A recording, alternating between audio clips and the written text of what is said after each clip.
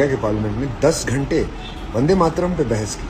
वंदे मातरम जो कि एक बहुत मशहूर और इस बहस की वजह से मैं आपको बता दूं, इंडिया की बेरोजगारी का प्रॉब्लम सॉल्व हो गया, इंडिगो वाली प्रॉब्लम सॉल्व हो गई है, एयर पोल्यूशन की प्रॉब्लम सॉल्व हो गई है। इन बातों का जिक्र तक नहीं हुआ, लेकिन ये बातें सब इस डिबेट की वजह से सॉल्व हो गई हैं। ये डिबेट जो आपके टैक्स के पैसे। तो ये है विशाल ददलानी जी, और ये एक बहुत बड़े अच्छे सिंगर हैं और एक अच्छा म्यूजिक डायरेक्टर भी है।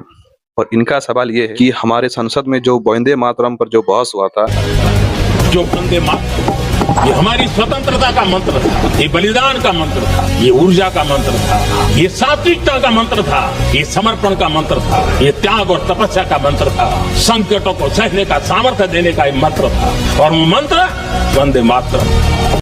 उस पर जो संशोधन करने की बात हुई, संसद में जो है 10 घंटे का वक्त लगा दिया और हमारे देश के जो काफी टैक्स के पैसे बर्बाद हुए इस पर बेकार में बहस करके। फिर ये कहते हैं कि इस बहस से हमारे देश की बेरोजगारी खत्म हो चुकी है, दिल्ली का एयर पोल्यूशन खत्म हो चुका है, इंडिगो का एयरलाइंस का प्रॉब्लम सॉल्व हो गया है। तो इन्होंने बहुत अच्छी बात कही है और मैं इनकी बातों पर पूरा एग्री करता हूँ, सहमत हूँ। लेकिन ददलानी जी, मुझे कहना तो नहीं चाहिए, आप लोगों का सवाल हमेशा ऐसे वक्त पर ही क्यों निकलता है जब हमारे भारतीय संस्कृति, हमारे सनातन की संस्कृति की जो ढक दिया गया है उसको बाहर निकालने की कोशिश की जाती है, तभी आप लोगों का सवाल क्यों उठता है। आप जो कह रहे हैं भारत की बेरोजगारी पर, तो शायद 2014 से पहले सबके घर में सरकारी नौकरियां थी और जैसे ही 2014 आया सभी सरकारी नौकरियां खत्म हो गई।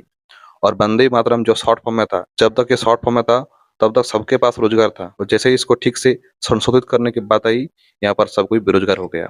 और रहा दिल्ली का एयर पोल्यूशन, तो दिल्ली का एयर पोल्यूशन जो है शायद इस 8 महीने के पहले उतना नहीं था, लेकिन जैसे ही ये 8 महीना बीजेपी की सरकार बनी, यहाँ पर बहुत ज्यादा एयर पोल्यूशन हो गया। और अगला 15 साल जो यहाँ पर बिल्कुल भी एयर पोल्यूशन नहीं था। तो ठीक वैसे ही राम मंदिर भी जब बन रहा था, सबको हॉस्पिटल चाहिए था, सबको रोजगार चाहिए था। लेकिन जब अभी बाबरी मस्जिद बन रही है, किसी को रोजगार नहीं चाहिए, किसी को हॉस्पिटल नहीं चाहिए, क्योंकि वेस्ट बंगाल में सबको ही रोजगार मिल ही चुका है। पूरा मुर्शिदाबाद में ऐसा कोई घर नहीं है जिसके पास सरकारी नौकरी ना हो।